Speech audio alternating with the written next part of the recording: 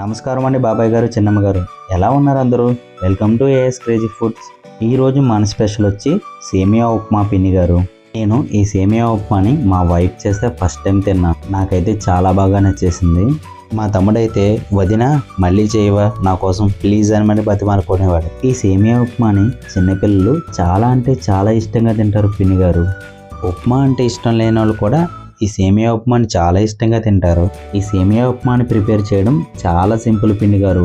ఎవరైనా సరే 5 నుంచి 10 నిమిషాల్లో ఈజీగా రెడీ చేసేసుకోవచ్చు. ఎంతో టేస్టీగా ఉండే ఈ సేమియా ఉప్మాని స్టార్ట్ చేసేద్దామా పిన్ని గారు? ముందుగా స్టవ్ మీద ప్యాన్ పెట్టుకుని ఆయిల్ యాడ్ చేసుకుందాం. ఆయిల్ వేడెక్కిన తర్వాత ఆవాలు, జీలకర్ర, సాయమినపప్పు, పచ్చిపప్పు వేసుకొని ఒకసారి మనం లైట్గా ఫ్రై చేసుకుందాం. ఈ విధంగా లైట్గా ఫ్రై అయిన తర్వాత 2 ఎండుమిర్చి, కొంచెం కరివేపాకు, అలానే 10 నుంచి 20 జీడిపప్పు యాడ్ చేసుకొని తాలింపును ఫ్రై చేసుకుని ముందుగా కట్ చేసి పక్కన పెట్టుకున్న 1 కప్పు ఆనియన్స్ యాడ్ చేసుకుని ఆనియన్స్ గోల్డెన్ కలర్ వచ్చే వరకు బాగా ఫ్రై చేసుకుందాం. ఈ విధంగా ఫ్రై అయిన తర్వాత సన్నగా తరిగిన పచ్చిమిర్చి ముక్కలు యాడ్ చేసుకుందాం.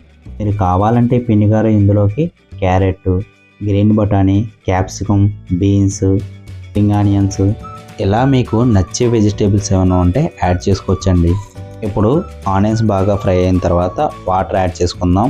నేనైతే 1.5 సేమియా తీసుకున్నాను కాబట్టి 2 గ్లాసులు వాటర్ యాడ్ చేసుకుంటున్నాను. 1 గ్లాస్ సేమియాకి 1.5 గ్లాసు వాటర్ యాడ్ చేసుకుంటే సరిపోతుంది. ఇప్పుడు మీ రుచికి తగినంత సాల్ట్ వేసుకొని మూత పెట్టి వాటర్ బాయిల్ అయ్యే వరకు బాగా బాయిల్ చేసుకుందాం.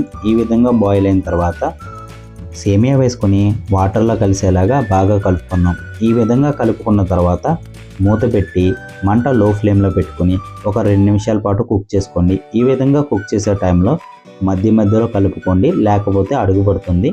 చూసుకొని మధ్యలో కలుపుకుంటే సరిపోతుంది. మీరు కావాలంటే సేమియాని నెయ్యి వేసుకొని లైట్గా గోల్డెన్ కలర్ వచ్చే వరకు ఫ్రై చేసుకున్న తర్వాత కూడా వాటర్లో యాడ్ చేసుకోవచ్చు. నాకైతే టైం లేదు, అందుకని నేను డైరెక్ట్ యాడ్ చేసుకున్నా. ఈ విధంగా సేమియాలో వాటర్ ఇంకిపోయే వరకు బాగా కుక్ చేసుకోండి. ఇలా కలుపుకుంటూ కుక్ చేసుకుంటే వాటర్ మొత్తం ఇంకిపోతుంది, సేమియా బాగా కుక్ అవుతుంది. సేమియా కుక్ అయిన తర్వాత స్టవ్ ఆఫ్ చేసేయండి. మిగిలిన వాటర్ ఏమైనా ఉంటే సేమియా చల్లారేటప్పుడు ఇంకిపోతాయి. అంతే పిన్ని గారు, ఎంతో టేస్టీగా ఉండే సేమియా ఉప్మా రెడీ అయిపోయింది. ఏమండో పిన్ని గారు, మీరు కూడా ఒకసారి ఇంట్లో ట్రై చేయండి. మీకు ఎలా కుదిరిందో కామెంట్లో తప్పకుండా తెలియచేయండి. వీడియో కానీ మీకు నచ్చినట్లయితే మీ ఫ్రెండ్స్ అండ్ ఫ్యామిలీ మెంబర్స్కి షేర్ చేయండి. బాబాయ్ గారు, చిన్నమ్మ గారు, ఇలాంటి మరిన్ని వీడియోల కోసం మన ఛానల్ని లైక్ చేయండి, సబ్స్క్రైబ్ చేసుకోండి. Thank you for the watching.